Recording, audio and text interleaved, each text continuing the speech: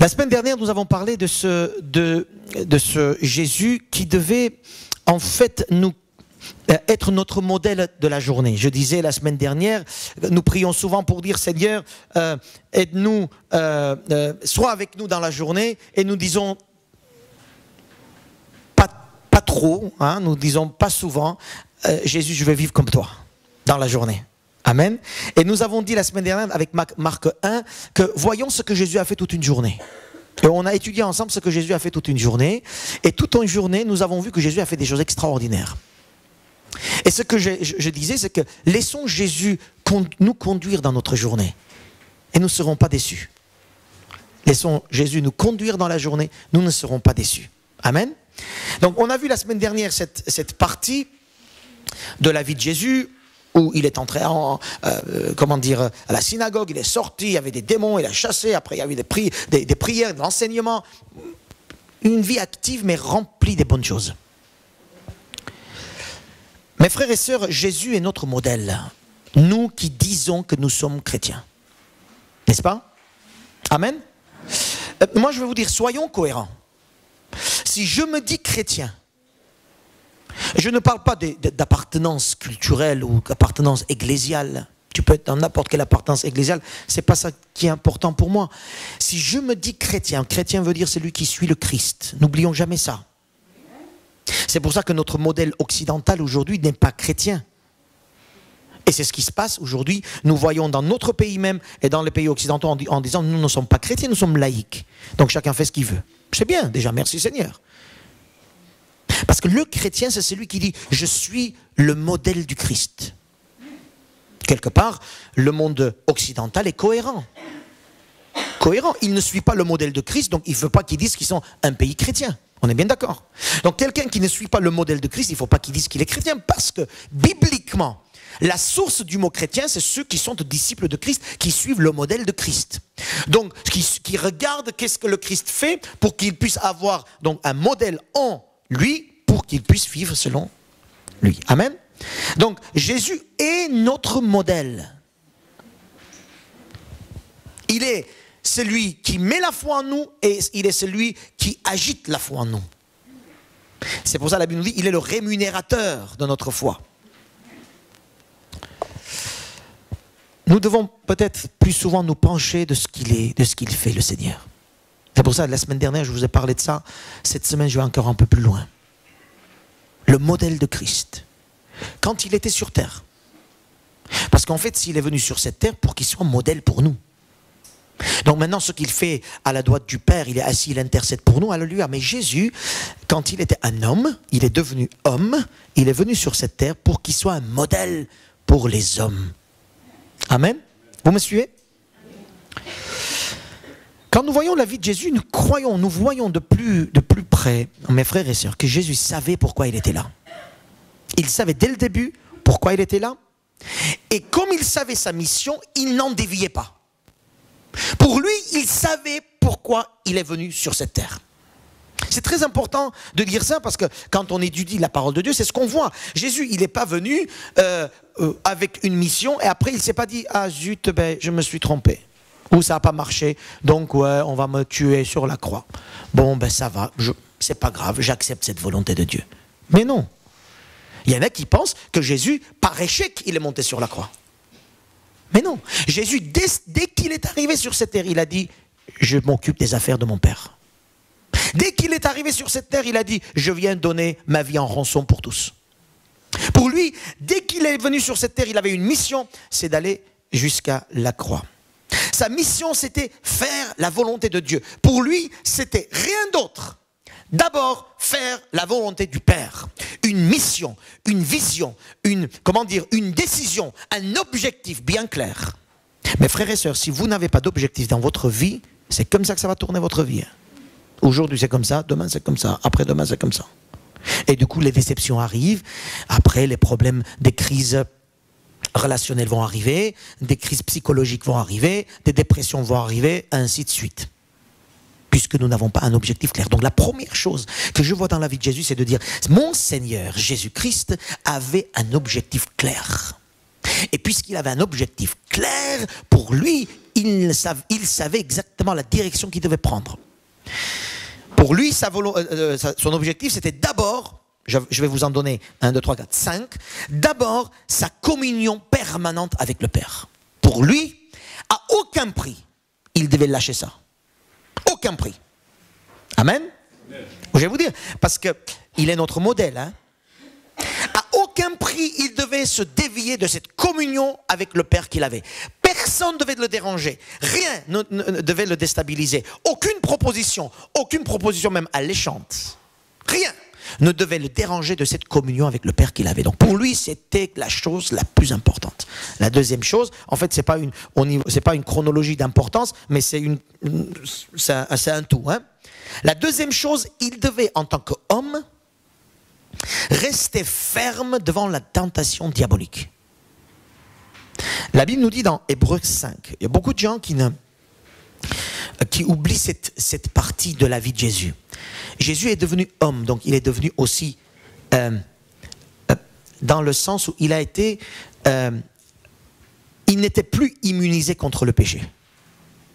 En tant que Dieu, il est immunisé contre le péché. Mais en tant qu'homme, il n'était plus immunisé contre le péché. Donc Satan pouvait le faire tomber dans le péché. Vous comprenez ça? Amen. C'est très important de comprendre ça. Devant la tentation diabolique, on a vu dans Matthieu 4, nous allons dire 2, 3 choses tout à l'heure. La Bible, dans Hébreux 5, verset 6, il dit que Jésus a appris l'obéissance. Il a appris l'obéissance. Tu sais que Jésus, il s'est dit, je vais apprendre l'obéissance pour ne pas tomber dans la tentation diabolique. C'était pas facile pour Jésus, hein, comme c'est pas facile pour toi non plus.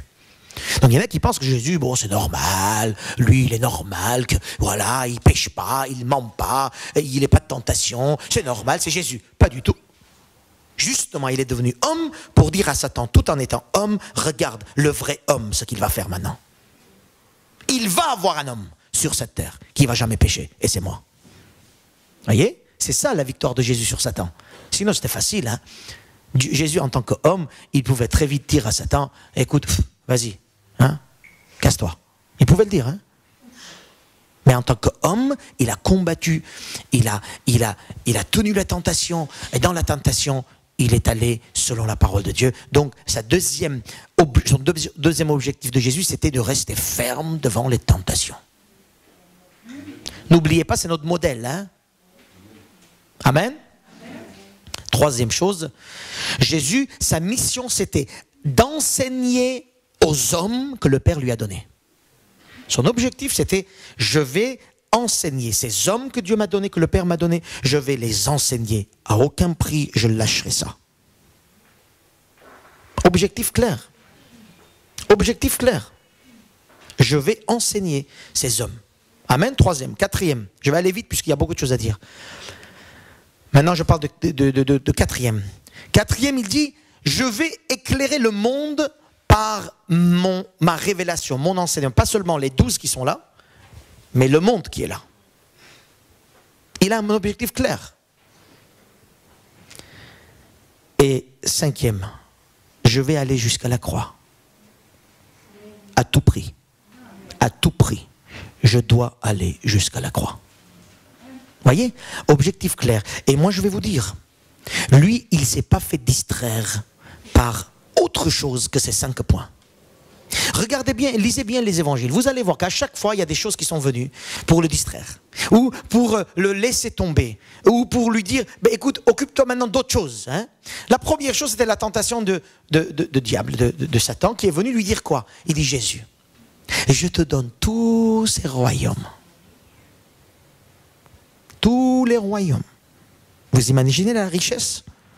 Vous imaginez le pouvoir que Jésus pouvait avoir? Vous imaginez ce que Satan lui propose? Tout le monde entier, je te le donne. Voilà une proposition très alléchante, mes frères et sœurs. Hein? Amen. Est-ce que quelqu'un t'a proposé de te donner tout le monde entier? Non. Hein? Alors si jamais quelqu'un te dit, viens, je vais te donner tout Vidiel-Bel. Qu'est-ce que tu dis? Je pense que tu vas réfléchir. Hein? Jésus, il a tout simplement dit, arrière de moi, Satan. ce que tu me dis là ne rentre pas dans mes objectifs, ne rentre pas dans mes priorités, ne rentre pas dans ce que je suis, pourquoi je suis venu sur cette terre, ne rentre pas dans mon identité d'enfant de Dieu. Alors, j'écoute même pas ce que tu me dis. Je ne vais même pas imaginer et rêver.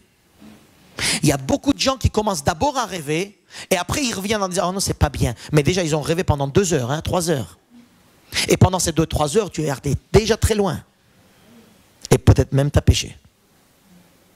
Quand il y a une proposition qui n'était pas selon l'objectif clair de Jésus-Christ, Jésus a dit, regarde-moi. Un peu plus loin, dans Jean 6, nous allons venir sur un texte précis, on va étudier ce texte, mais dans Jean 6, verset 15, Jésus va prêcher, il va faire des miracles, et d'un coup, il y a le monde entier qui va venir, une population extraordinaire va venir entourer Jésus, et la Bible nous dit que Jésus a compris qu'ils sont venus pour le faire roi. Sachant qu'ils allaient venir l'enlever pour le faire roi. Elle chante, je veux être roi mon ami, je vais être le commandant de tous ces gens-là, je vais être au top, je suis là, au top. Jésus, qu'est-ce qu'il a fait? Il s'est retiré d'eux. Regardez le texte, Jean 6, 15, il s'est retiré d'eux. Ce que vous venez de faire, ça ne rentre pas dans mon objectif. Ce que vous êtes en train de me proposer, ça ne rentre pas dans l'objectif d'enfant de Dieu. J'en veux pas. C'est très alléchant. Beaucoup de richesses, beaucoup d'argent, beaucoup de titres, beaucoup de succès. Mais ça ne rentre pas dans mon projet, ça. Amen. Jésus est notre modèle. Vous me suivez un peu? Vous avez compris de quoi je parle? Alléluia. Dans Matthieu, verset 22, il y a des disciples des Hérodiens qui vont venir. Chapitre 22, pardon, verset 15. Matthieu 22, 15.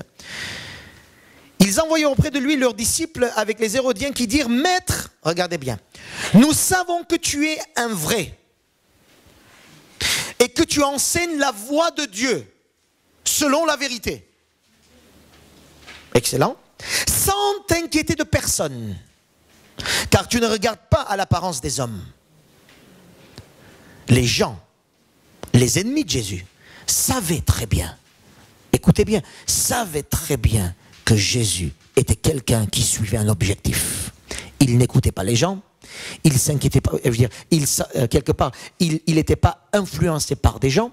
Lui, il ne regardait pas les gens, lui, il suivait son chemin. Il avait un objectif clair. Même les ennemis de Jésus savaient ça.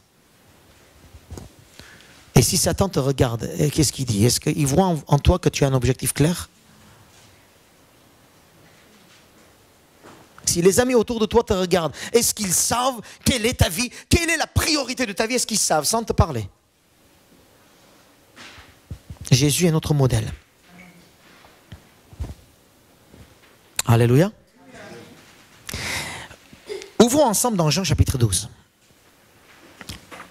Jean chapitre 12. Il y a un verset qui m'a fait réfléchir cette semaine, et c'est sur ce verset-là que je vous dis ce que je dis là. Jusqu'à maintenant, qu'est-ce qu'on a appris, mes frères et sœurs? Que Jésus avait un objectif clair. Et deuxième chose, c'est qu'il n'en déviait pas. N'est-ce pas? Toi, tu es chrétien? Oui ou non? C'est qui ton modèle? Est-ce que tu penses que c'est aussi vrai pour toi d'avoir un objectif clair et de ne pas t'en dévier? Est-ce qu'on peut dire que c'est aussi notre objectif?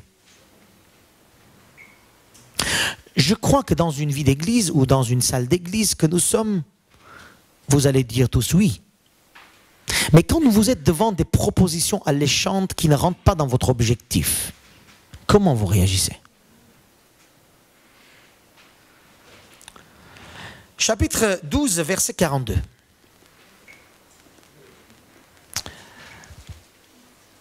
Donc Jésus va enseigner, va dire beaucoup de choses. Et là, le verset, regardez ce qu'ils disent. Cependant, même parmi les chefs, donc les chefs juifs, plusieurs crurent en lui. Vous vous rendez compte? Les chefs juifs. Ce n'est pas les gens de la ville, du village. Hein. Ce sont des chefs juifs, c'est des gens érudits. Des gens qui savent exactement ce qu'est l'Ancien Testament. La Torah, ils savent très bien. Ce sont des gens qui suivent Jésus, qui ont cru en Jésus. Alléluia. Mais, à cause des pharisiens, ils n'en faisaient pas l'aveu. Donc ces gens qui ont compris que Jésus c'était le centre de leur vie, c'était le Messie qu'ils attendaient, c'était le Messie de Moïse, c'était le Messie des prophètes, c'était le Messie, Jésus, on croit en lui, c'est Jésus, oh là là, c'est lui notre roi, c'est lui tout, on doit te donner tout Seigneur Jésus, parce que tu es notre Seigneur et Sauveur et notre Messie, mais ils n'en faisaient pas l'aveu. Pourquoi? Il est clair dans Jean. Dans la crainte d'être exclus des synagogues.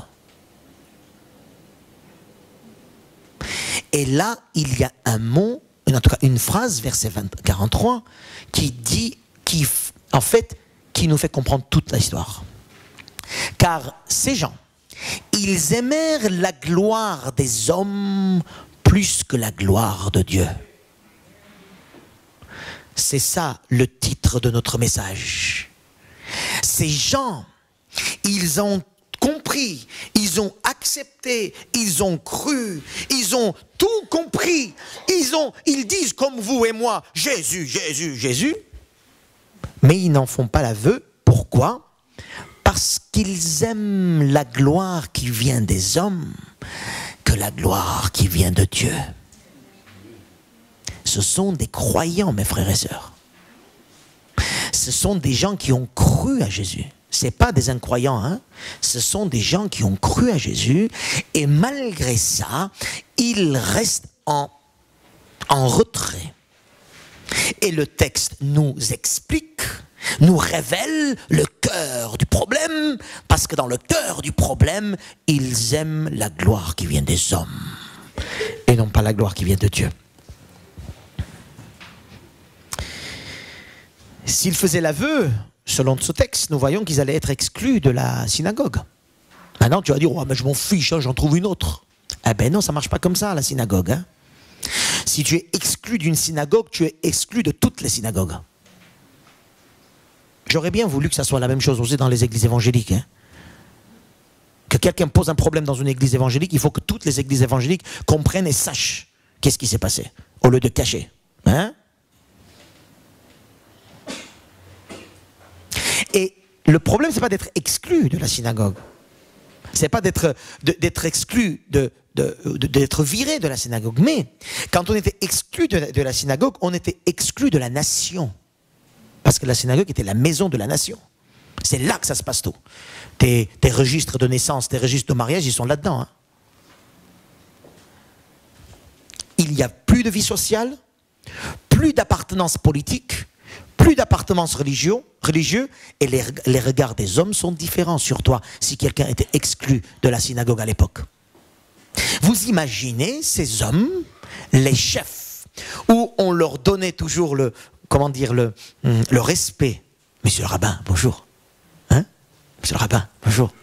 Hein? D'un coup, ce monsieur le rabbin a dit, eh bien, ils ne me diront plus, monsieur le rabbin, bonjour. Ils me diront, espèce de renégat, va plus. Voyez? Et ces gens, ils ont dit, ah non, non, non, non, nous ne voulons pas que les gens nous regardent à travers. Nous ne voulons pas que les gens nous disent, oui, ça va pas, vous n'êtes pas comme nous. Ah non, non, non, on préfère rester comme eux, même si on sait qu'ils sont dans l'erreur. Ils ont aimé la gloire des hommes plus que la gloire de Dieu. Amen. Vous comprenez ce qui se passe? Ce sont des gens qui ont cru en Jésus. Hein? Ce sont des gens qui ont dit Jésus, c'est notre Seigneur et Sauveur. Pourtant, ils disent oui Jésus, mais reste là-bas, dans le cœur, dans le cœur. Hein? Comme nous voyons des gens, c'est dans le cœur ça se passe. Mais on n'en parle pas, on ne montre pas, on ne prend pas position, on ne dit pas ça, je dirais non, ça, je dirais non, ça, je dirais oui, parce que ça rentre dans mon projet. Et voilà. Donc plus toi et moi nous sommes dans cet état d'esprit où nous voulons être, ou plutôt plaire à beaucoup de gens autour de nous. Hein? Je vous assure, vous allez avoir des gros problèmes si vous commencez à toujours dire je dois d'abord plaire aux hommes. Vous allez dire, ouais, je m'en fiche les hommes. En fait, je sais pas, je m'en fiche les hommes, c'est de faire en sorte d'être accepté par la société à tout prix. Vous me suivez? Accepter Jésus à cette époque, mes frères et sœurs, voulait dire qu'ils allaient couper le lien avec la société ambiante. Tu imagines, je te dis, accepte Jésus et tu coupes avec la mode, par exemple. Tu coupes avec le péché. Tu coupes avec toutes les propositions qui viendront sur toi en disant, viens, fais ça, même si c'est pour une maison, une grande maison, une petite maison, n'importe. Il y a beaucoup de gens qui diront, oh ben non, je préfère vivre quand même comme les autres, hein. Qu'est-ce que tu nous demandes, pasteur? Tu veux qu'on quitte tout et qu'on vive qu'avec Jésus? Voilà la réaction des gens hein, quand on parle comme ça. Ouais, mais t'es extrémiste un peu, hein. Ça va, il faut quand même faire ça, faire ci, il faut être un peu comme les autres, hein. On ne peut pas dire non quand même à la famille qui m'invite à ça ou à ci.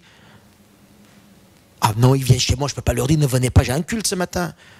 Ah ben non, qu'est-ce qu'ils vont dire quand... Non, ça ne va pas. Vous voyez les réflexions? Tout ça, ça montre, vous aimez la gloire des hommes que la gloire de Dieu. Ce sont des petites choses. Et je suis sûr qu'on a tous des bonnes raisons pour dire, ah ben non, bon, une fois, c'est pas grave. On ne perd pas le salut si je ne viens pas à l'église une fois. Mais bien sûr que non, tu ne perds pas ton salut. Gloire à Dieu, merci Seigneur. Hein, c'est pas ça du tout le problème. Mais le problème, c'était comment tu as pensé à ça, comment tu as arrivé à ça. Amen. Quand quelqu'un marche contre sa conviction profonde, écoutez bien, quand quelqu'un marche contre sa conviction profonde, comme ces Juifs, ils ont compris, leur conviction profonde, c'était Jésus le Messie. Mais ils ont marché contre cela. Pour ne pas contrarier son entourage. Pour ne pas contrarier la société dans laquelle ils sont. Et même pour ne pas contrarier leurs désirs. Eh bien, cela veut dire qu'ils aiment la gloire des hommes plus que la gloire de Dieu. Mes frères et sœurs, on va aller un peu profond là ce matin. Hein? Jésus nous dit ici dans ce texte, en tout cas, Jean nous dit dans ce texte que ils ont préféré la gloire des hommes plutôt que la gloire de Dieu. Et comment ils l'ont fait ça? Ils l'ont fait tout simplement pour ne pas contrarier le monde. Dans le monde, il y a les gens, dans le monde, il y a la société, la mode, dans le monde, il y a moi aussi, il y a mes désirs. J'ai envie de ça, Seigneur, j'ai envie de ça, j'ai envie de ça, j'ai envie de ça. Je sais que c'est pas bien, mais j'ai envie de ça, je veux faire ça, je sais que c'est pas bien. Aide-moi à vivre selon la gloire des hommes, Seigneur. Aide-moi à vivre, Seigneur, selon mes désirs. Aide-moi à vivre, Seigneur, selon ce que j'ai envie. Aide-moi à vivre, Seigneur, dans cette famille pour leur faire du bien et tout ça. C'est pas ça la prière. Aide-moi à vivre, Seigneur, pour toi. Amen. Amen. La gloire des hommes ou la gloire de Dieu, ça veut dire est-ce que tu es pour l'humain ou est-ce que tu es pour Dieu? Ça va? Je te pose la question, est-ce que tu es pour Dieu ou est-ce que tu es pour l'humain? Pour le monde? Pour toi? Non mais, posez-vous la question. Donc, en fait, ce que j'essaie de vous dire, c'est mettons des priorités. Objectif, comme Jésus, il avait son objectif. Si tu n'as pas d'objectif dans ta vie claire, à chaque fois tu vas dire, ouais, mais pourquoi pas, hein? Pourquoi pas? Ah, l'autre, il me propose une grande maison. Ou il va me proposer, il y en a qui vont voler des choses, qui vont te proposer des choses à acheter. Des choses volées, hein. C'est pas cher, hein. C'est pas cher un iPhone à 200 €. C'est pas cher, hein. Ah oui, comment tu l'as eu? Ben, je sais pas, hein, c'est pas cher. Tu sais très bien que c'est du vol, hein, qu'il a volé, même peut-être pas lui, même son ami aussi. Et tu dis, je vais même pas poser la question parce que je sais que si je pose la question, il va dire c'est un vol, c'est du vol. Donc du coup, tu ne veux pas entendre c'est du vol, donc tu poses pas la question. Vous êtes malin, on est tous malins. Hein? Alors tu préfères quoi? L'iPhone ou Dieu? Parce que cet iPhone-là, c'est un iPhone volé. Ce n'est pas la gloire de Dieu. Il te faut un iPhone, absolument. Tu as besoin et tu n'as pas d'argent. Qu'est-ce qu'on fait? Mes frères et sœurs, vous voyez, ce sont dans des petites choses. Au fond de toi, tu sais que c'est pas bien. Beaucoup de choses, tu sais que ce n'est pas la volonté de Dieu, mais tu continues comme ces hommes-là. Tu continues encore à répondre à la proposition. À vivre pour plaire ton corps, tes désirs, tes envies, ou ta copine, tes amis, tes frères, tes sœurs, ou ta famille, n'importe. Vous voulez qu'on lise un texte pour essayer de nous faire comprendre cela un peu plus. Dans Marc chapitre 8, s'il vous plaît. Dans Marc chapitre 8, ce sont des versets, je suis sûr, vous n'avez pas souligné. Hein? Parce que ce sont des versets... Bon, quand je dis je suis sûr, c'est que je sais que quelques-uns ont souligné quand même. Parce que ce sont des paroles assez puissantes. Marc chapitre 8, verset 34. Qui n'a pas souligné? Non, qui a souligné ces versets-là? Gloire à Dieu, c'est bien. Marc chapitre 8, verset 34. Puis, donc Jésus, ayant appelé la foule avec ses disciples, il leur dit, si quelqu'un veut venir après moi, qu'il renonce à lui-même, qu'il se charge de sa croix et qu'il me suive. Voyez le texte, Jésus ne dit pas qu'il renonce au monde, au péché, aux autres, d'abord à lui-même. Ça veut dire à ses motivations, à ses désirs, à ces choses qui ne sont pas selon la parole de Dieu, qu'il renonce à lui-même, qu'il se charge de sa croix. Je vais vous dire ce que c'était tout à l'heure. Car celui qui voudra sauver sa vie, la perdra, mais celui qui perdra sa vie à cause de moi, et là regardez, et de la bonne nouvelle, la sauvera. Extraordinaire. Beaucoup de chrétiens disent, pour Jésus je ferai tout, pour Jésus je ferai tout, pour Jésus je ferai tout. Mais pour l'Église, pour le royaume de Dieu, pour l'avancement du royaume de Dieu, ils ne sont pas là. Service, ils ne sont pas là. Donner, ils ne sont pas là. Aller quelque part, ils ne sont pas là. Là, il dit le texte, pour moi et pour la bonne nouvelle. Et que sert-il à un homme de gagner tout le monde s'il perd son âme? Dans un autre texte, elle dit de gagner le monde entier, monde entier, mais il perd son âme. Que donnerait un homme en échange de son âme? Car quiconque aura honte de moi, pensez à ces juifs, hein, du texte qu'on a lu. Quiconque aura honte de moi et de mes paroles au milieu de cette génération adultère et pécheresse, le Fils de l'homme aura aussi honte de lui quand il viendra dans la gloire de son Père avec les anges. Quiconque aura honte de moi, dans Matthieu il est dit, devant les hommes. Déclaré publiquement. Pas au niveau de la parole, là. Parce que là, tu sais, parfois avec la parole, on dit, ouais, Jésus, la personne vient avec toi à la maison, il voit qu'en fait, il n'y a rien de Jésus dans ta maison. On dit Jésus, ouais, on croit en Jésus. Les gens, ils voient que tu es en train de voler, tu es en train de mentir, tu es en train de... Je te supplie, avant de parler, vis. Amen. Vis ta vie avec Jésus avant de dire quoi que ce soit concernant Jésus. Là, quiconque aura honte de moi devant les hommes, ce sont une déclaration publique de son appartenance. Je déclare publiquement que j'appartiens à Jésus-Christ. Tu peux dire ça? À peine, hein, comme ça. Hein, avec la moitié de la bouche. À peine on dit, dimanche, je vais à l'église. Hein, tous les dimanches? Oui, tous les dimanches. Hein. Qu'est-ce que tu fais à l'église? Je sais pas, je vais avec mes parents. On a peur, hein, on a peur de, qu'est-ce qu'ils vont dire l'autre, hein. En plus, surtout, l'autre, il dit, ah ouais, tu vas à l'église, toi? Mais non, mais tu sais, c'est les parents qui m'obligent, hein, voilà. Hop là, on tourne la chose. Amen. Là, Jésus dit, celui qui ne me déclare pas publiquement devant les hommes, je ne les déclarerai pas publiquement devant Dieu. Il le dit ou pas? Ça montre quoi? Ça montre que tu dois avoir un objectif clair dans ta vie. C'est quoi l'objectif clair de ta vie? Le Seigneur ou les amis qui sont autour de toi, pour ne pas les gêner. Vous savez, il ne faut pas trop parler de Dieu. Non, il ne faut pas trop parler de Jésus. De Dieu, tu peux parler, mais pas de Jésus. Hein? Non, mais ces choses-là, on est en train d'enlever les crèches maintenant de la France. Hein? On va enlever les crèches, Bientôt, on ne va pas dire joyeux Noël, on va dire bonne fête. Hein. On va enlever tout ce qui concerne Jésus de la société ambiante. C'est ce qui se passe aujourd'hui. En Angleterre, déjà, c'est fait depuis longtemps. Maintenant, en France, ça commence. Partout, ça commence. Ouais, parlez de Dieu si vous voulez, mais pas des choses comme ça, comme Jésus et tout ça. Non, non, non. Ce n'est pas la mode. Quand il déclare publiquement, cela veut dire qu'il y a une exclusivité. L'exclusivité de ma vie, c'est Jésus. C'est ça qui veut dire Jésus.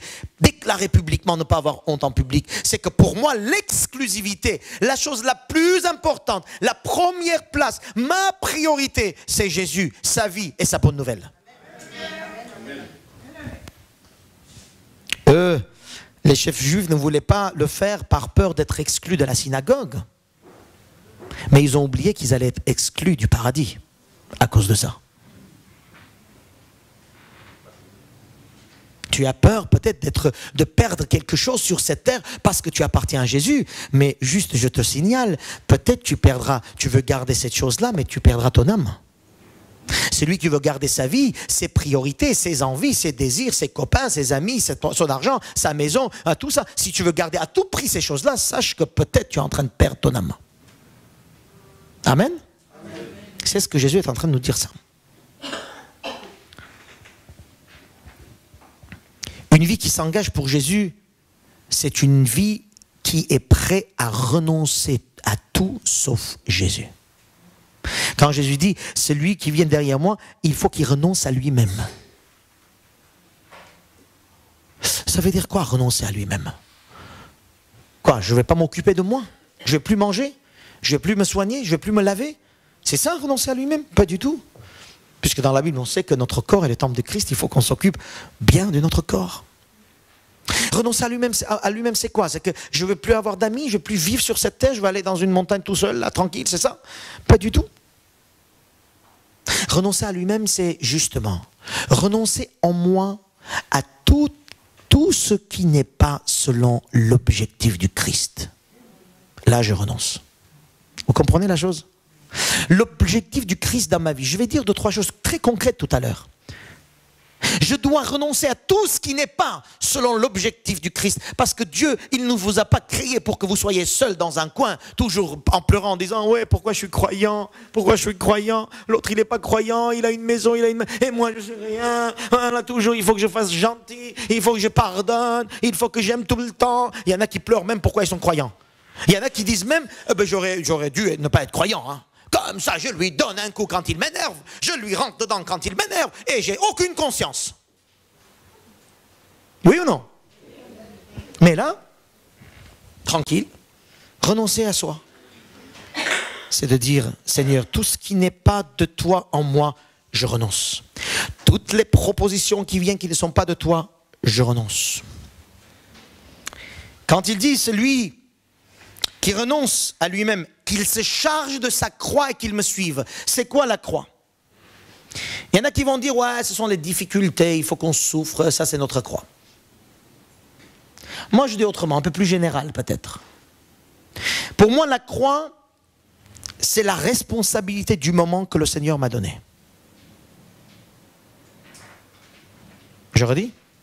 La responsabilité du moment que le Seigneur m'a donné, cette responsabilité peut paraître très dure, très difficile, impossible à supporter, mais c'est ma responsabilité. Je dois la porter et je dois rester direct dans le Seigneur. Il y a beaucoup de gens qui ne supportent plus la responsabilité. Ils lâchent la responsabilité pour suivre mieux Jésus. Attention à ça. Mon mari m'énerve, hein? Je ne peux plus adorer le Seigneur avec lui dans la parage. Donc je le quitte. Pour suivre le Seigneur. Alléluia. Je sais qu'il y a des cas extrêmement difficiles pour le divorce et tout ça. Mais parfois nos arguments sont très facilement dits en tant que chrétien. Oui, pour suivre le Seigneur, j'ai besoin de lâcher tout ça. Mais tout ça, c'est le Seigneur qui t'a donné. Pourquoi tu lâches? C'est ta responsabilité, c'est ta croix à porter, c'est ta responsabilité du moment. Peut-être demain ça changera, mais aujourd'hui c'est celle-là. C'est lui qui veut me suivre, renonce à lui-même, à ses désirs, à ses envies, à ses rêves même, pour me suivre moi avec la responsabilité du moment que je lui ai donné. Amen. Et verset 35, il dit, car celui qui voudra sauver sa vie, la perdra. Celui qui perdra sa vie à cause de moi, et la bonne nouvelle la sauvera. Mes frères et sœurs, quand l'ambition du monde, gagner, là il dit gagner le monde entier.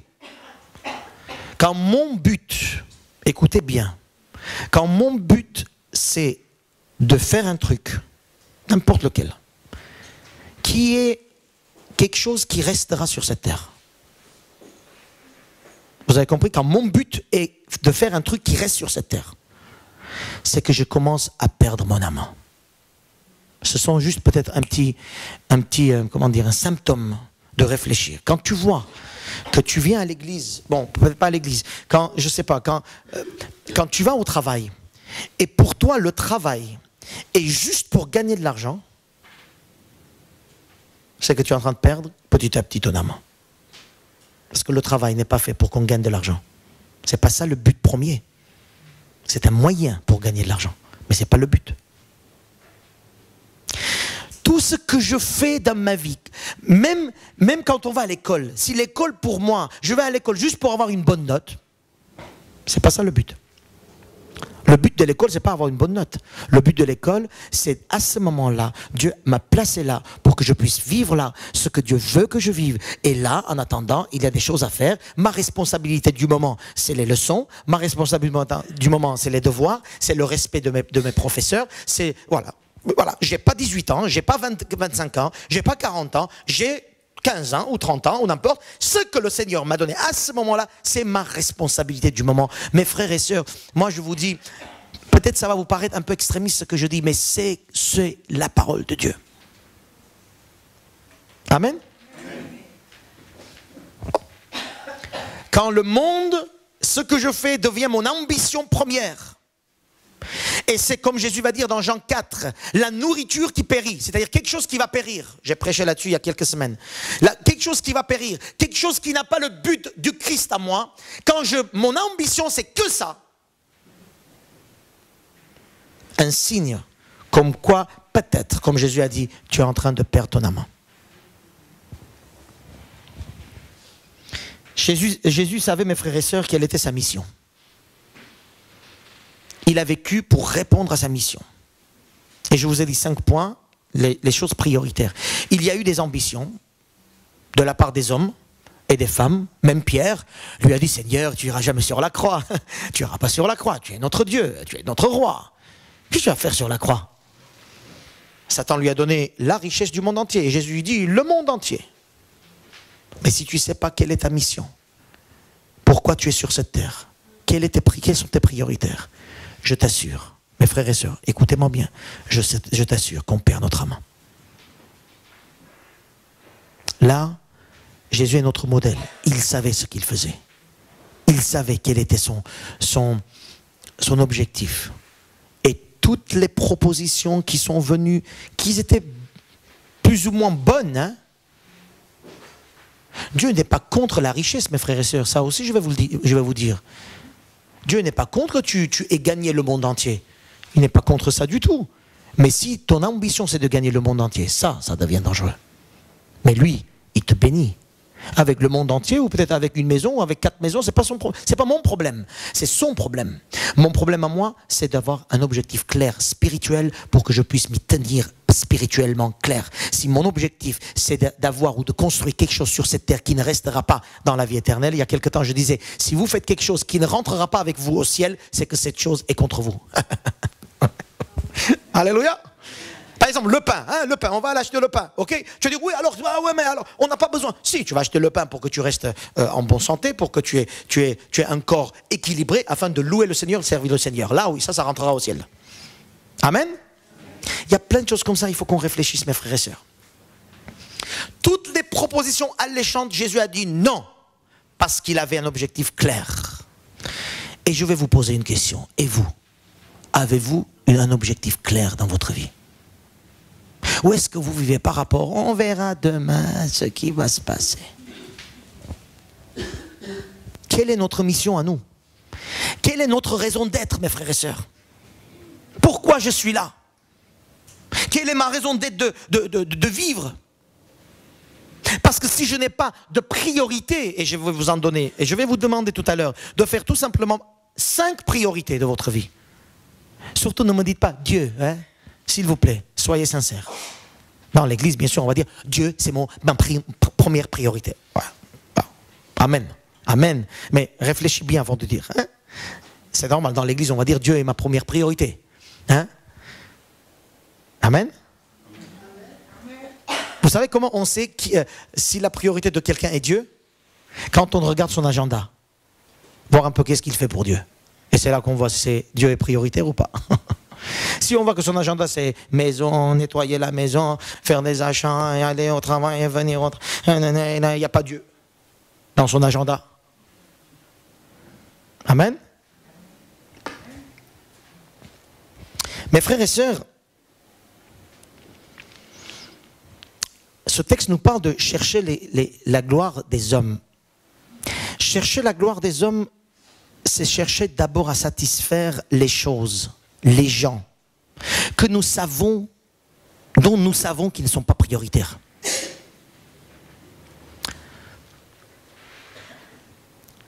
Allez, regardez ce qu'on va faire. Réfléchissez pendant 3 minutes. Et écrivez ou pensez les 5 choses prioritaires où vous êtes sûr, ce pourquoi vous êtes sur cette terre. Quelles sont les choses 5 prioritaires pour lesquelles vous ne lâcherez rien d'autre, juste pour garder ces 5 choses? Ou bien vous mettez 5 priorités et vous dites que ce sont d'abord ça, après ça, après ça, après ça. Tout ce que tu me proposes à côté là, je dirais non parce que ça ne rentre pas dans ces 5 choses. Allez-y. Ne me regardez pas, moi j'ai fait ici pour moi. C'est à vous maintenant de faire 5 choses, réfléchissez, écrivez si vous voulez. 5 choses les plus importantes pour votre vie actuellement, maintenant. On porte la croix maintenant. Où vous dites que ce sont des choses desquelles je ne dois jamais dévier. Donc des priorités où vous êtes sûr que vous ne devez... Mais on vous tue, vous ne sortez pas à droite à gauche.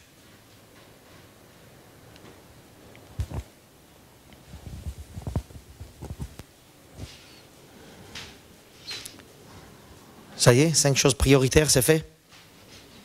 Ah oui, ça nécessite un peu la réflexion. Hein. J'ai réfléchi pas mal quand même, hein, pour moi. Parce que ça, pour moi, j'ai compris que si je mets un truc, premier ou deuxième, troisième, si je mets un numéro devant mes priorités, c'est que je dois lâcher tout le reste. Parce que de dire ça, c'est ma priorité, c'est de dire les autres, c'est pas mes priorités. Donc je lâche. Vous voyez? Donc ça nous fait réfléchir un petit peu quand même.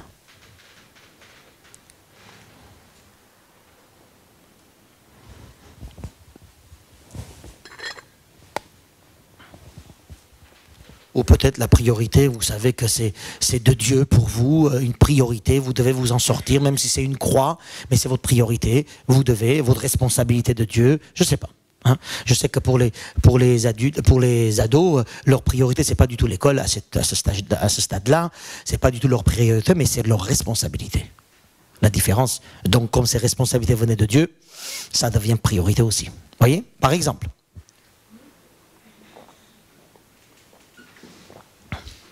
pour le mari qui n'aime pas sa femme, le mari va dire ouais, c'est pas ma priorité, je m'en fiche. Je n'aime pas ça, autre chose. Mais c'est sa responsabilité devant Dieu. Donc il ne peut pas passer à autre chose. Vous voyez? Responsabilité venue de Dieu et priorité, ça serait bien qu'on réfléchisse un peu. Même si on a envie. Hein. Ah, j'aimerais être au soleil, avoir une église au soleil sur une île par exemple. Hein. Ça j'aimerais bien, mais ce n'est pas ma priorité. Vous voyez? C'est pas ma responsabilité non plus. J'aurais bien voulu un jour le Seigneur me dise, vas-y, dans une île. Ce serait bien. Mais c'est pas ce qu'il m'a demandé. Donc c'est pas ma priorité. Donc si quelqu'un me propose un truc, un poste pastoral maintenant, là, tout de suite, sur une île, je vais dire non tout de suite. Parce que c'est pas ma priorité. Vous comprenez? Je vous donne des exemples pour moi pour que vous puissiez comprendre un peu comment gérer pour vous.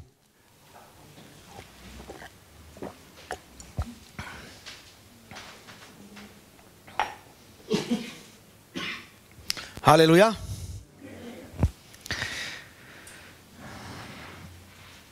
Vous avez mis les 5 priorités, plus ou moins.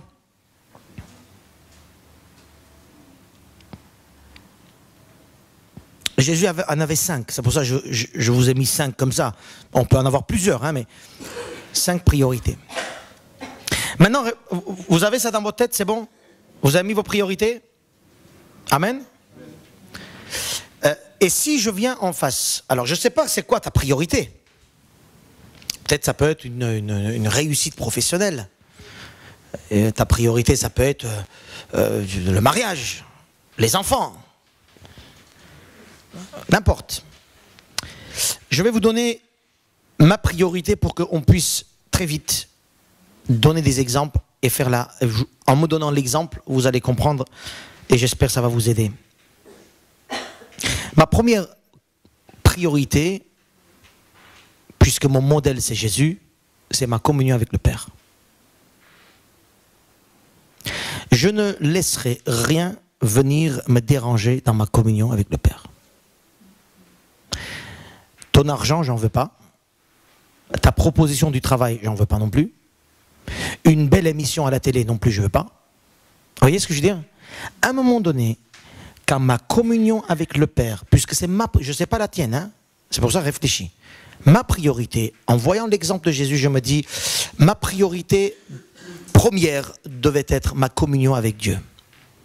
Donc que je dise, ce matin, il faut que j'appelle 2-3 personnes et puis on verra avec le Seigneur tout à l'heure. Voyez? Ça commence, comme je disais tout à l'heure, chercher la gloire des hommes que la gloire de Dieu. La priorité, ça définit, ma priorité va définir, mes frères et sœurs, à qui je vais donner la gloire. Ou à quoi je donne la gloire. Donner la gloire, c'est donner la première place. C'est ça pour moi la gloire. Pour moi, si je donne la gloire à Dieu, ma communion avec Dieu, ça veut dire, là, c'est la prière, c'est la relation avec, c'est la louange, c'est l'étude de la parole, c'est écouter, être à l'écoute, voilà, c'est tout ce temps que je passe avec le Seigneur, c'est ma priorité, parce que j'ai compris, si cette priorité tu enlèves, puisque c'est ma première, si j'enlève celle-là, tout le reste disparaît, ou s'écroule. C'est la mienne. Il y a beaucoup de gens, ils vont penser que c'est leur titre. Il faut qu'il soit directeur général de Peugeot, hein. Si le gars, il n'est pas directeur général de Peugeot, lui, il est mort. Le gars, il va tuer les gens pour arriver à être toujours directeur général de Peugeot, parce que pour lui, c'est ça sa priorité. Vous voyez? Donc moi, je peux tout casser, premièrement, pour garder ma première priorité. Parce que j'ai compris.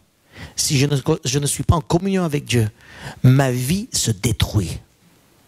Ma vie personnelle, ma vie de carrière, ma vie familiale, ma vie... Tout se détruit parce que tout dépend de là. Pour moi, ça c'est pour moi. Donc à toi de mettre ta priorité, toi. Deuxième priorité, c'est ma responsabilité de famille. C'est ma responsabilité envers ma famille. Si je suis un mari, envers ma femme. Si je suis un père, envers ma famille avec les enfants. Si je suis célibataire, ben envers mes parents et mes frères et mes sœurs. Ma responsabilité que Dieu m'a confiée. Je ne lâcherai rien pour cela. Vous comprenez? Parce que c'est ma priorité. Deuxième priorité. Pourquoi aujourd'hui les gens vivent des déceptions? Pourquoi les gens aujourd'hui sont en train de briser des familles et des couples? Parce qu'il y a d'autres priorités qui arrivent entre les uns et les autres. Troisième priorité, c'est ma place dans le corps de Christ. Vous remarquez, je ne parle pas de mon travail encore. Hein? Je ne parle même pas de ma maison, je ne parle même pas de mes achats. Parce que tout ça, c'est après. Ma place dans l'église, ma place dans le corps de Christ, ma place dans mes relations avec les frères et sœurs, ma place dans mon ministère, ma place là où Dieu, le Seigneur m'a placé, là où il a voulu. Ça, c'est ma priorité, je ne lâcherai pour rien. Quatrièmement, ma responsabilité professionnelle. Parce que j'ai besoin de manger aussi. Bon, pour moi, pasteur et ma place dans l'église, c'est la même chose. Mais un jour, ça peut ne pas être la même chose. Mais ma vie professionnelle ne vient jamais avant la vie de l'église. Vous avez compris ça? D'aller chercher de l'argent ou qu'on me propose 3 fois plus, mais à condition que je n'ai pas une vie d'église, pour moi, c'est non. Si tu viens me proposer le monde entier, comme Satan a fait à Jésus, le monde entier, juste pour qu'il ne soit pas là où il était, c'est non. Mes frères et sœurs, vous comprenez les priorités. Si tu ne vis pas avec ces priorités-là, tu vas toujours, je vais te dire, tu vas toujours vivre par rapport aux hommes. Et là, le texte, ils ont aimé plus les hommes que Dieu. C'est fort pour moi ce texte. C'est fort pour moi ce texte. Comment est-ce que quelqu'un qui a cru en Dieu peut aimer les hommes plus que Dieu? Parce que normalement, quand on aime Dieu, on a compris qu'il n'y a rien des hommes qui vient vers nous. Amen. C'était ma 4e priorité. Et ma 5e priorité, c'est mon entourage. Mes voisins, mes amis, ma grande famille. Hein, ma grande famille, les cousins, les cousines. Hein. Ça, c'est ma priorité aussi. Alors, ma vie tourne autour de ces choses-là. Personnellement. Ma femme, elle est là, elle peut témoigner. Ma vie tourne autour de ces choses-là. Oui, ça paraît austère. Ouais, ça paraît pas très... Il n'y a pas de piquant, hein, pasteur. Hein. Tu ne vas pas en boîte. Hein. Ça serait bien que tu ailles en boîte. Il y a un peu de piquant là-bas. Hein. Hein, et que tu fasses un peu de trucs là. Voilà, il y a un peu de piquant. Oui, sûrement. Mais ce n'est pas ma priorité. Tout simplement. J'ai décidé comme ça. Parce que j'ai décidé d'être un enfant de Dieu. Vous comprenez? Alors maintenant qu'au fond de moi, je sais, c'est priorité. Si j'ai d'autres choses au fond de moi, j'essaye de les atteindre, Dieu me dira, toi tu aimes plus la gloire des hommes que ma gloire. Vous comprenez? Il faut définir notre ligne de conduite. Il faut définir nos objectifs comme le Christ. Il faut définir ce à quoi sont nos priorités. Mon Dieu, ma famille, c'est très important. Mon Dieu, ma famille, mon église, mon travail et mon quartier, ma ville, là où Dieu m'a placé. Et s'il y a quelque chose qui vient me perdre, moi je parle de moi, c'est à toi de faire ta priorité. Ça se trouve que toi, ta priorité, c'est d'abord chercher un homme, trouver un homme pour mariage, peut-être. À toi et à moi de faire la liste. Et je vous donne cet exemple, mes frères et sœurs. Je trouve que cet exemple, c'est pas parce que la mienne, hein, cet exemple que moi j'ai calqué sur Jésus. Et j'essaie de vivre comme ça. Parce que moi je veux aimer Dieu plus que les hommes. Je veux chercher la gloire de Dieu plus que la gloire des hommes, de mes copains, de mes amis, de ci, etc. Je cherche la gloire des hommes. On a plein d'exemples dans la Bible. Je vous donne juste les noms. Après, c'est à vous d'aller chercher l'exemple de Paul. Quand il dit, moi, est-ce que je cherche la gloire des hommes ou la gloire de Dieu? Dans Galates 1. On a parlé de 3 semaines de suite sur Daniel et ses amis. Dites-moi, Daniel, ils ont cherché les hommes, le roi, l'argent, le ministère ou Dieu? Je vous donne l'exemple de l'homme riche. De l'homme riche qui est venu, qui a dit, Seigneur, qu'est-ce que je dois faire pour être sauvé? Le gars, il savait qu'est-ce qu'il devait faire. Jésus lui a dit ce qu'il doit faire. Il savait tout, mais il est reparti triste. Vous savez pourquoi? Parce qu'il n'a pas loupé, il n'a pas voulu louper son argent. Il n'a pas voulu lâcher son argent. Et bien voilà, il a cherché la gloire des hommes. Il est parti triste, et il est jusqu'à maintenant triste. Je vous le dis. Un jour, je ne sais pas si on va le voir, je ne sais pas s'il s'est converti après, mais s'il ne s'est pas converti, s'il n'est pas venu, il est triste, il est triste, il est triste, et tu seras triste si tu sais quelque chose, ce qui est juste, et si tu ne vis pas en cohérence avec ce qui est juste. Amen. Chercher la gloire des hommes, c'est chercher les choses, en tout cas, courir derrière les choses passagères. Eh bien, nous fait perdre l'éternité, nous fait perdre notre puissance sur cette terre, nous fait perdre notre équilibre sur cette terre. Et là, peut-être un mot aux ados, aux jeunes. Toutes les propositions que vous pouvez en avoir. Sur quelle base vous allez dire oui ou non? Si vous allez suivre en disant, ben, si je dis oui, si je dis non, ben, ils vont m'exclure de leur clan, ils vont plus être copains avec moi. Eh bien oui. Mais si tu dis oui à des choses où tu sais que c'est pas juste, c'est pas selon le critère du Seigneur, sache que tu cherches plutôt les hommes, la gloire des hommes, la gloire de cette terre, que la gloire du monde, que la gloire de Dieu, pardon. Alors voilà, c'est la même chose aussi pour la conversion. Les gens qui ne veulent pas se tourner vers Dieu. Vous savez en général pourquoi ils ne veulent pas se tourner vers Dieu? J'ai parlé avec quelqu'un il n'y a pas longtemps. La personne m'a dit, mais si je me tourne vers Dieu, je ne pourrais pas faire toutes ces bêtises. Ce gars est en train de voler tout le temps. Il vit sa vie par le vol. Et il m'a dit, je ne peux plus voler. Et je ne peux plus, du coup, gagner de l'argent. Donc je ne me tourne pas vers Dieu. Voyez les arguments? Exactement comme ces juifs. Oh, non, on ne dit rien, on ne change pas de position, on ne change pas de manière d'être, tout simplement parce qu'on a peur qu'ils vont nous exclure, on n'aura pas d'argent, on n'aura pas de travail, on n'aura plus rien. Donc du coup, allez, c'est pas grave, on laisse Dieu de côté, on va continuer sur ce chemin mauvais et malheureux. Même pour se tourner vers Dieu, on a besoin de dire, je cherche d'abord Dieu parce que lui, il est venu me sauver.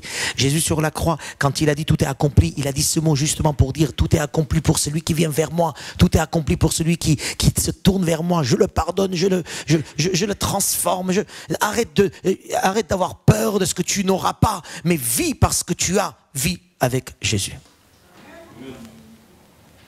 L'urgence, mes frères et sœurs, d'entrer dans le royaume de Dieu, c'est de quitter le royaume du monde. L'urgence.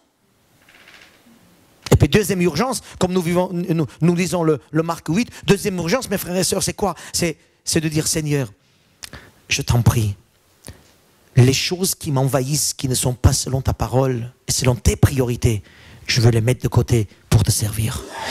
C'est urgent de servir Dieu, urgent de venir vers Dieu, urgent de rentrer dans la présence du Seigneur, urgent de commencer à faire des choses pour la bonne nouvelle, comme il a dit, même de renoncer soi-même s'il faut pour le royaume de Dieu. C'est urgent d'entrer dans le service, c'est urgent d'être actif et non pas juste passif dans la foi, de recevoir des choses, de dire on est béni, mais plutôt de sortir de là, de dire nous allons être des acteurs dans le royaume de Dieu, Seigneur. Oui, ça me prendra peut-être un peu d'argent, ça me prendra mon temps, ça me prendra de mon repos, mais tout ça, est-ce que c'est pas renoncer à soi? Voyez? C'est urgent de rentrer dans l'action. Entrer dans le royaume et de rentrer dans l'action, au lieu de chercher d'abord le travail, d'abord la maison, d'abord le repos, d'abord la tranquillité. Après tu verras que tu as 70 ans, 80 ans. Après tu dis, ah oui, j'aurais dû un peu servir Dieu. Et après il y en a qui vont dire, je ne peux plus rien faire, que je vais prier pour vous. Et même dans la prière, ils dorment, parce qu'ils sont très fatigués à 80 ans.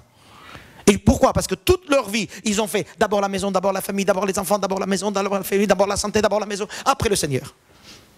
La vie est passée. Il n'y a plus rien.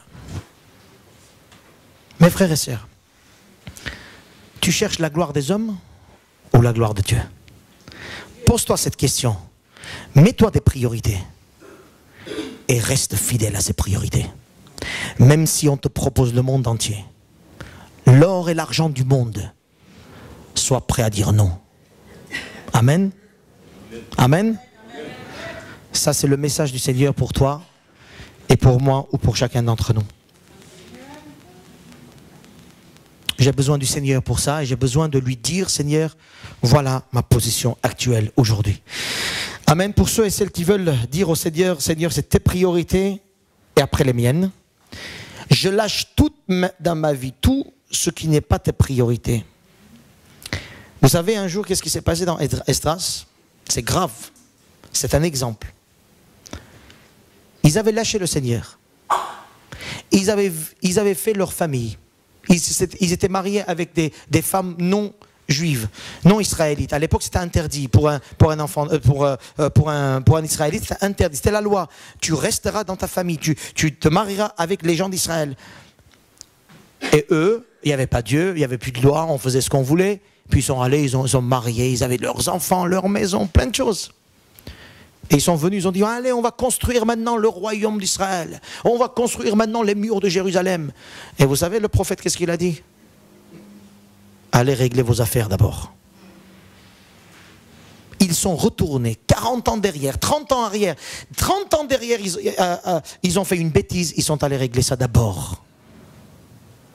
Tu ne peux pas tourner la page comme ça. À un moment donné, Seigneur, quelles sont tes priorités? Eh oui, ça fait mal, Seigneur. Mais je porterai ma croix parce que ça, c'est ta responsabilité à régler les choses. À régler les choses. À vivre selon ta priorité. À marcher selon tes objectifs. Et à marcher. À marcher. Amen. Alléluia. Alors pour ceux qui veulent dire, Seigneur, ta priorité d'abord et après la mienne, eh bien, ils se mettront debout. Ce n'est pas une invitation à se mettre debout. Hein. C'est ceux qui veulent dire, Seigneur, ta priorité d'abord et après la mienne. Je veux renoncer à moi, alors aide-moi, Seigneur. Je veux mettre un objectif clair dans ma vie. Je veux ta direction. Et oui, ça fait mal de se lever, ça fait mal d'accepter. Je sais, mais pourtant, c'est ça. Hein. En tout cas, moi, je t'encourage à ce que tu ne sois pas comme ce jeune homme riche qui est parti comme ça, triste, tout simplement parce qu'il ne voulait pas lâcher les choses, ne voulez pas changer les choses. Seigneur Jésus, je prie pour mes frères et sœurs, pour chacun d'entre nous. Ce texte qui nous parle, Seigneur, de te plaire, de te rendre gloire, de vivre d'abord pour toi et pour tes priorités, pour la bonne nouvelle, pour ta parole, Seigneur. Oh Seigneur, je ne veux pas être de ceux qui t'aiment, mais tout en ayant, Seigneur, un amour pour autre chose. Je ne veux pas être, Seigneur, de ceux qui aiment la gloire des hommes, la gloire de ce monde, puisque la gloire de ce monde disparaîtra comme une poussière. Aide-moi, Seigneur, à venir devant ta croix et recevoir de toi, Seigneur, ce pardon. Le pardon où j'étais indifférent, Seigneur, à tes choses. J'ai couru derrière les choses, Seigneur, secondaires. Seigneur, aide-moi. Aide-moi à établir la priorité dans ma vie. Aide-moi, Seigneur, comme toi, à avoir des objectifs clairs pour être fidèle jusqu'au bout. Même quand nous passons par des jardins de Gethsémanée, par des moments très difficiles, par des moments de pleurs, de ne pas lâcher ce que toi, tu nous as donné, Seigneur, pour que nous puissions rester fidèles. Apprends-nous à être fidèles. Apprends-nous à marcher selon toi, Seigneur. Seigneur, nous croyons en toi.